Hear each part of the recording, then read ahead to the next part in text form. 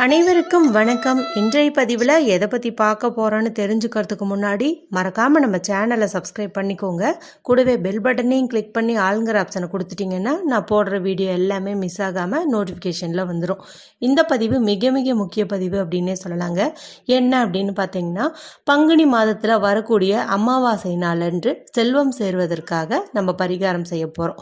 அது எந்த மாதிரி பரிகாரம் செஞ்சால் என்ன பலன் கிடைக்கும், எப்படி செய்யணும் அப்படிங்கிறத குறித்து தான் பார்க்க போகிறோம். பொதுவாகவே மாதந்தோறும் வரக்கூடிய அமாவாசை அப்படிங்கிறது சிறப்பு வாய்ந்தது தான். ஏன்னா நம்முடைய முன்னோர் வழிபாடு, குலதெய்வ வழிபாடு எல்லாமே பார்த்திங்கன்னா இந்த அமாவாசை நாளில் செய்யும்போது அற்புதமான பலன் நமக்கு கிடைக்கும். அன்னைக்கு காலையிலேயே அவரவர் வீட்டு பழக்கப்படி எப்படி முன்னோர் வழிபாடு செய்வீங்களோ அந்த மாதிரி நீங்கள் செஞ்சுக்குவீங்க. மேலும் ஒரு சிலர் பார்த்திங்கன்னா அந்தணர்களை வீட்டுக்கு அழைச்சி முறைப்படி செய்வாங்க. இன்னும் சில பேர் எள்ளும் தண்ணீரும் மட்டும் இறைச்சி விடுவாங்க. மேலும் காகத்திற்கு சாதம் வச்சுட்டு சாப்பிடுவாங்க. இன்னும் சில பேர் நீர்நிலைகளுக்கு சென்று அங்கு தர்ப்பணம் கொடுப்பாங்க. இந்த மாதிரி உங்களுக்கு எப்படி உங்கள் வீட்டு பழக்கமோ அதுக்கு தகுந்த மாதிரி நீங்கள் பண்ணிக்கலாம். எப்போவுமே இது மாதிரி அமாவாசை நாளில் பித்ருக்கடன் எல்லாம் செஞ்சு முடிச்ச பிறகு தான் இறை வழிபாடு செய்யணும். அதாவது வீட்டில் தீபம் ஏற்றி வச்சு நம்மளுடைய இஷ்ட தெய்வம், குலதெய்வம் இதையெல்லாம் நம்ம வழிபாடு செய்யணும். சரி, பங்குனி மாத அமாவாசை என்னைக்கு வருது அப்படின்னு பார்த்தீங்கன்னா, ஏப்ரல் மாதம் 8ஆம் தேதி திங்கட்கிழமை வருது.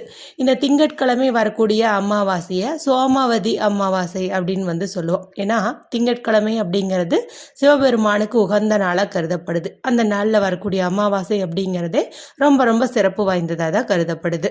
மேலும் ஏப்ரல் 8, இந்த 8ங்கிறது தேதி பார்த்திங்கன்னா சனி பகவானுக்கு உகந்தது அப்படின்னே சொல்லலாம். நம்முடைய கர்ம வினை, பித்ருக்கடன் இதற்கு எல்லாமே அதிபதி பார்த்திங்கன்னா சனீஸ்வர பகவான். அவருக்குரிய இந்த அமாவாசை வர்றது ரொம்ப ரொம்ப சிறப்பு. மேலும் அன்று இரவு 9:12 அப்படிங்கும்போது சூரிய கிரகணம் தொடங்குது. இது நள்ளிரவு 1:25 அப்படிங்கும்போது முடியுது. இந்த சூரிய கிரகணமானது இந்தியாவில் அந்த அளவுக்கு தெரியாதுங்க. இருந்தாலும் அது வானத்தில் நடக்கக்கூடிய ஒரு நிகழ்வு அப்படிங்கிறதுனால நம்ம முன்னோர்கள் எந்த மாதிரிலாம் கடைபிடிச்சு வந்தாங்களோ அந்த மாதிரி நம்ம ஃபாலோ பண்ணிக்கணும். இது நமக்கு இரவு நேரத்தில் தான் வருதுங்கிறதுனால ஒன்றுமே பிரச்சனை கிடையாது. நம்ம அமைதியாக தூங்கிட்டு தான் இருப்போம். மேலும் 9:12 அப்படிங்கும்போது தொடங்கிறதுனால ஒரு மணி நேரத்துக்கு முன்னாடியே சாப்பிட்டுக்கிறது ரொம்ப ரொம்ப நல்லது. அதன் பிறகு நீங்கள் அமைதியாக தூங்குங்க. எந்த ஒரு ஷார்ப்பான பொருளையும் கையில் வச்சுக்காதீங்க. இதெல்லாம் உங்களுக்கே தெரியும். இதெல்லாம் நான் அடுத்த பதிவில் உங்களுக்கு விளக்கமாக சொல்கிறேன். கர்ப்பிணி பெண்கள் எந்த மாதிரி ஃபாலோ பண்ணணும் இதெல்லாம், சரிங்களா? இன்னொரு முக்கியமான விஷயத்தையும் சொல்லிடுறேன். இது போல் அமாவாசை பரிகாரம் சொல்லும் போதெல்லாம் நிறைய சகோதரிகள் கீழே கமெண்ட்டில் ரெகுலராக கேட்குற கேள்வி என்னென்னா, எங்கள் வீட்டில் முன்னோர் வழிபாடு செஞ்சு பழக்கம் இல்லை, நாங்கள் என்ன செய்யறது அப்படின்னு கேட்குறீங்க. அதாவது இப்போ நாங்கள் சொல்கிறோங்கிறதுக்காக நீங்கள் பண்ண வேண்டாம். ஒரு சில வீட்டில் பார்த்தீங்கன்னா அது செஞ்சால் அவங்களுக்கு சரிபட்டு வராமலாம் இருந்திருக்கும். அது ஆகாது அப்படிங்கிற மாதிரி கூட நினைப்பாங்க. அதனால அவங்க வீட்டில் எப்படி ஃபாலோ பண்ணாங்களோ அந்த மாதிரி பண்ணுங்க. இருந்தாலும் மனதிற்குள்ள உங்க முன்னோரை நீங்க நினைச்சுக்கோங்க. இந்த படையல் போடுறது அது இதெல்லாம் உங்க வீட்டில் பழக்கம் இல்லை அப்படின்னா நீங்க விட்டுருங்க. உங்க வீட்டு, அதாவது உங்க புகுந்த வீட்டு முறைப்படி நீங்க ஃபாலோ பண்ணிக்கோங்க. அதுதான் உங்களுக்கு நல்லது. இந்த அமாவாசை மற்றும் பௌர்ணமி நாளில் பார்த்திங்கன்னா இந்த பிரபஞ்ச சக்தி அப்படிங்கிறது அதிக அளவில் வேலை செய்யும். அதாவது சாதாரண நாளில் நம்ம செய்யக்கூடிய வழிபாடுகளையும் பரிகாரங்களையும் காட்டிலும் அமாவாசை பௌர்ணமி திதிகளில் நம்ம செய்யும் போது அற்புதமான பலன்கள் கிடைக்கும் அப்படின்னே சொல்லலாம். அந்த மாதிரி பார்க்கும்போது அமாவாசை அன்று செல்வம் சேர்வதற்கும் நகை சேர்வதற்கும் நிறைய பரிகாரம் நம்ம சேனலில் போட்டிருக்கேன். நீங்கள் அமாவாசை பரிகாரம்னு போட்டிங்கன்னாவே எல்லாமே டிஸ்பிளேல வந்துடும். அதில் ஏதாவது ஒன்று நீங்கள் தேர்வு செய்யலாம். மேலும் அந்த கல்லுப்பு கொண்டு ஒரு பரிகாரம் சொல்லியிருந்தேன். அதாவது ஸ்வர்ணம் சேர்வதற்கு, தங்கம் சேர்வதற்கு.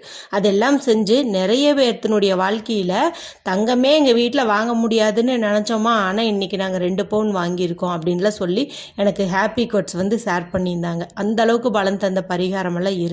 உங்களுக்கு தேவைன்னா சொல்லுங்கள். நான் அதனுடைய லிங்க் நான் டிஸ்கிரிப்ஷனில் கொடுக்குறேன். இல்லைன்னா சின்னதாக ஒரு வீடியோ எடுத்து கூட உங்களுக்காக நான் மறுபடியும் கூட அதையே போடுறேன். திங்கட்கிழமை நாள் முழுவதுமே நமக்கு அமாவாசை திதி இருக்குது. அதாவது திங்கட்கிழமை நள்ளிரவு 12:36 வரைக்கும் நமக்கு இருக்குது. அதனால் காலையிலே பித்ரு வழிபாடில் செஞ்சுட்டு இந்த பரிகாரத்தை நீங்கள் செய்யுங்க. இதை இந்த நேரத்தில் தான் செய்யணும், இந்த நேரத்தில் செய்யக்கூடாது அப்படின்ட்டுலாம் இல்லை. இருந்தாலும் இந்த ராகு காலம், யமகண்டம் இது மட்டும் இல்லாமல் பார்த்துக்கோங்க. பொதுவாகவே அமாவாசை திதியில் இந்த மாதிரி எந்த நேரமுமே பார்க்க தேவையில்லை, எல்லா நேரமும் நல்ல நேரம்னு தான் சொல்லுவாங்க.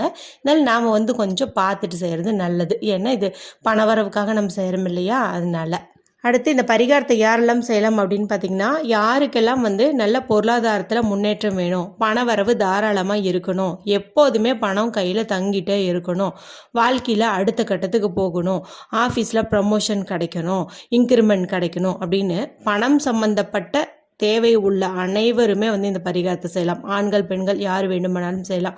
மேலும் அன்று அசைவம் செஞ்சிருந்தீங்க சாப்பிட்டுருந்தீங்கனாலும் தாராளமாக செய்யலாம். பிறப்பு தீட்டு இறப்பு தீட்டு இருந்தாலும் தாராளமாக செய்யலாம். பெண்கள் மாதவிடாய் தீட்டாக இருந்தாலும் தாராளமாக செய்யலாம். இதுக்கு எந்த ஒரு ரூல்ஸ் அண்ட் ரெஸ்ட்ரிக்ஷன்ஸுமே கிடையாது. ஆனால் நீங்கள் எந்த வீட்டில் வாழ்ந்துட்டுருக்கீங்களோ அந்த வீட்டில் தான் செய்யணும். இப்போ விடுமுறைக்காக அம்மா வீட்டுக்கு போயிருக்கீங்க அப்படிங்கும்போது அங்கேருந்து இந்த பரிகாரத்தை நீங்கள் செஞ்சீங்கன்னா உங்களுக்கு பலன் கொடுக்காது. நீங்கள் வாழ்கிற வீட்டில் செய்யும்போது தான் உங்களுக்கு வந்துட்டு பண வரவு அதிகரிக்கும். ஒருவேளை உங்களால் அப்படி செய்ய முடியல இந்த அமாவாசைக்கு அப்படிங்கும்போது நீங்கள் அடுத்த அமாவாசைக்கு கூட தாராளமாக வந்து தொடங்கிக்கலாம். மேலும் அமாவாசை திதி என்று தொடங்குற இந்த பரிகாரத்தை இவ்வளவு நாள் தான் செய்யணும் அப்படின்ட்டு எந்த ரூல்ஸுமே கிடையாது. ஏன்னா இதை தினந்தோறும் செய்யவே நல்ல ஒரு செல்வ செழிப்பு உண்டாகும், பண வரவில் நல்ல மாற்றம் உண்டாகும். இப்படி பணம் வந்துட்டே இருக்குதுன்னு தெரிஞ்ச பிறகு நாம் எதுக்கு இது ஸ்டாப் பண்ணணும்? அதனால நீங்கள் தொடர்ந்து கூட செய்யலாம்.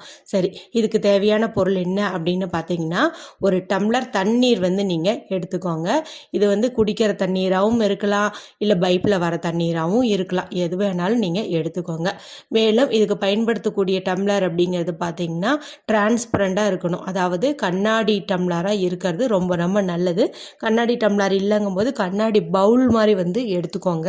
வேறு ஏதாவது கண்ணாடி பாட்டில் மூடியோடு வச்சுருந்தீங்க அப்படின்னா நீங்கள் அதையும் கூட எடுத்துக்கலாம், ஒன்றும் தவறு கிடையாது. இப்போ இதில் வந்துட்டு ஒரு பாதி அளவுக்கு வந்துட்டு நீங்கள் தண்ணீர் வந்து பிடிச்சு வச்சுக்கோங்க. அடுத்து நமக்கு தேவைப்படுற பொருள் என்ன அப்படின்னு பார்த்தீங்கன்னா, வெள்ளை எள்ளு வந்து தேவைப்படுது. இந்த எள் அப்படிங்கிறது பார்த்தீங்கன்னாவே சனி பகவானின் ஆதிக்கம் கொண்ட ஒரு பொருள் அப்படின்னே வந்து சொல்லலாம். மேலும் அமாவாசை நாளில் இந்த எள்ளை வந்து பயன்படுத்துறது ரொம்ப அற்புதமான பலனை கொடுக்கும். அது இந்த முறை பார்த்தீங்கன்னா சனி பகவானுக்கு உரிய 8ஆம் தேதியே வந்திருக்கிறது இன்னும் சிறப்பு அப்படின்னே சொல்லலாம். இந்த இடத்துல கருப்பு எள் இல்லைங்க, வெள்ளை எள். அதாவது நம்ம இப்போ இட்லி பொடி இதெல்லாம் அரைக்கிறதுக்காக எள்ளு பயன்படுத்துவோம் இல்லையா, வெள்ளை எள்ளு, அதுதான் நீங்கள் வந்துட்டு வாங்கி வச்சுக்கணும். இப்போ இந்த வீடியோவை நான் ஒரு 2 நாளைக்கு முன்னாடியே போட்டதுனால உங்கள் வீட்டில் அது இல்லை அப்படின்னா கூட நீங்கள் வாங்கிட்டு வந்து வச்சுக்கிறது ரொம்ப சிறப்பு. அதுவும் இன்றைக்கே கூட நீங்கள் வாங்குறது நல்லது தான். ஏன்னா சனிக்கிழமை எள்ளு வாங்கணும் அப்படின்னாவே அதுவே வந்து ஒரு ப்ளஸ் பாயிண்ட். இப்போ இந்த டம்ளரில் தண்ணீர் வச்சுருக்கிறீங்க இல்லையா, இதை வந்து நீங்கள் உங்கள் வீட்டினுடைய தென்கிழக்கு பகுதி, அதாவது தென்கிழக்கு பகுதி அப்படிங்கிறது பார்த்தீங்கன்னா சவுத் ஈஸ்ட் கார்னர் அப்படின்னு சொல்லுவோம். கிச்சன் இருக்கும் இந்த சைடு, இங்கே தான் வந்துட்டு நீங்கள் வைக்கணும். இப்போ இந்த தண்ணீர் வந்து நீங்கள் வச்சுக்கிறீங்க. கையில் வந்து ஒரு பிஞ்ச் அளவு இந்த வெள்ளை எள்ளு வந்து எடுத்துக்கோங்க. எடுத்துட்டு தன வசியம் ஆகர்சிய ஸ்வாகா, தனம் வசியம் ஆகர்சிய ஸ்வாகா, தனம் வசியம் ஆகர்சிய ஸ்வாகா அப்படிங்கிற மந்திரத்தை நீங்கள் ஒரு 3 முறை மட்டும் சொல்லிவிட்டு உங்கள் கையில் வந்து பணம் சேர்ற மாதிரி அப்படியே ஒரு கற்பனை பண்ணிவிட்டு இந்த எள்ளை வந்து நீங்கள் அந்த தண்ணிக்குள்ளே வந்து போட்டுருங்க. இன்னொரு முக்கியமான விஷயம், இப்போ வந்து நீங்கள் இதை அமாவாசை அன்னைக்கு முன்னோர் வழிபாடெல்லாம் செஞ்சு முடித்த பிறகு நீங்கள் ஒரு டைமிங் வந்து செட் பண்ணி வச்சுக்கோங்க. ஏன்னா இது வந்து நம்ம டெய்லி ஃபாலோ பண்ணும்போது நல்ல பலன் வந்து கிடைக்கும்.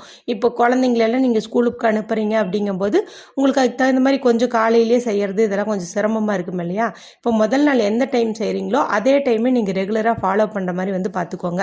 இப்போ காலையில் 8 மணிலேருந்து 10 மணிக்குள்ளே செஞ்சால் உங்களுக்கு வசதிப்படுமா, இல்லை 11-12 மணிக்கு செஞ்சால் வசதிப்படுமா, அது மாதிரி வந்து நீங்கள் செட் பண்ணி வச்சுட்டு முதல் நாள்லேருந்தே ஒரே மாதிரி டைமை நீங்கள் ஃபாலோ பண்ணுங்கள்.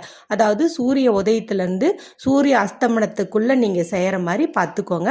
மாலை 6 மணிக்கு மேலே வந்து இதை நீங்கள் செய்யக்கூடாது. அதுக்கு தகுந்த மாதிரி நீங்கள் டைமை ஃபிக்ஸ் பண்ணி வச்சுக்கோங்க. இப்போ அதை வந்து நீங்கள் தண்ணியில் போட்டுருங்க. இப்போ வந்து உங்களுக்கு பணம் பெருகணும், இதுதான் வந்து உங்களுடைய கோரிக்கை. இப்போ இதையே தான் நீங்கள் தினமும் வந்து சொல்லி அந்த எள்ளை வந்து நீங்கள் போடணும். இப்போ என்ன பண்ணுறீங்க அப்படின்னா, இப்போ அதை வந்து ஒரு தட்டு வச்சு மூடி வச்சுருங்க. இப்போ கண்ணாடி பவுலோ கிளாஸோ வச்சுருந்தீங்கன்னா நீங்கள் அது வந்து மூடி போட்டு வச்சுருங்க. இல்லை கண்ணாடி பாட்டில் வச்சுருந்தீங்கன்னா அது கூட நீங்கள் மூடி போட்டு வச்சுருங்க. இப்போ மறுபடியும் மறுநாள் காலையிலையும் நீங்கள் என்ன பண்ணுறீங்க அப்படின்னா, நீங்கள் குளிக்கணும் ப்ரஷ் பண்ணணுன்ட்டு கூட கிடையாது. இப்போ காலையில் நீங்கள் 7 மணிக்கே இந்த பரிகாரத்தை செஞ்சு பழகிட்டீங்க அப்படிங்கும்போது 7 மணிக்கு நீங்கள் நேரம் எழுந்து கிச்சனுக்கு போயிட்டு இன்னொரு பிஞ்சு எள் எடுக்கிறீங்க. நான் சொன்ன அந்த மந்திரத்தை 3 முறை உச்சரிக்கிறீங்க.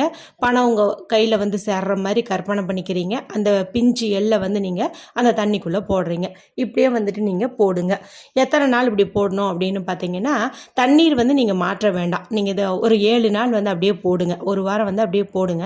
இப்போ திங்கட்கிழமை வந்து இந்த பரிகாரத்தை தொடங்குறீங்க. அமாவாசை நாள்லேருந்து தொடங்குறீங்க.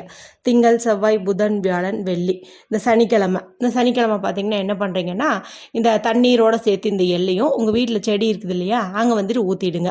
மறுபடியும் நீங்கள் புதுசாக இந்த பரிகாரத்தை நீங்கள் இதே போல் ஆரம்பிச்சுக்கலாம். அதாவது ஆரம்பிக்கிற நாள் அமாவாசையாக இருக்கிறது ரொம்ப சிறப்பு. அது தொடர்ந்து அந்த தண்ணீரை மாற்றும் போது நம்மளுக்கு மறுபடியும் அமாவாசை வரணுன்ட்டுலாம் இல்லை. நீங்கள் அப்படியே தொடர்ச்சியாக வந்துட்டு கண்டினியூ பண்ணிக்கலாம். இன்னொரு முறை சொல்லிடுறேன், தினமும் வந்து நீங்கள் தண்ணீரை மாற்ற தேவையில்லை. வாரம் ஒரு முறை மாற்றினீங்கன்னா போதும். ஆனால் தினமும் ஒரு பிஞ்சளவு எள்ளை வந்து நீங்கள் அந்த தண்ணியில் சேர்த்துக்கிட்டே வரணும். வீட்டில் கிச்சனில் வந்துட்டு இது எங்கேயாச்சும் ஒரு இடத்துல பத்திரமா வைங்க. கை கால் பட்டு உடையாத மாதிரி பார்த்து சேஃபாக வைங்க. மூடி போட்டு வச்சுக்கோங்க. இது நீங்கள் தொடர்ந்து செஞ்சுட்டு வருவதன் மூலமாக நல்ல செல்வ செழிப்பு உண்டாகிறத கண்டிப்பாக வந்து உணர்வீங்க. நம்பிக்கையோடு செய்யுங்க. இது குறித்து உங்களுக்கு ஏதாவது சந்தேகம் இருந்துச்சு அப்படின்னா எனக்கு கமெண்ட்டில் கேளுங்க. நான் கண்டிப்பாக வந்துட்டு சொல்கிறேன். இந்த வீடியோ உங்களுக்கு பிடிச்சிருந்துச்சுன்னா மற்றவங்களோட ஷேர் பண்ணிக்கோங்க. லைக் பண்ணுங்கள், கமெண்ட் பண்ணுங்கள். மற்றும் ஒரு பயனுள்ள பதிவில் உங்களை சந்திக்கிறேன். நன்றி, வணக்கம்.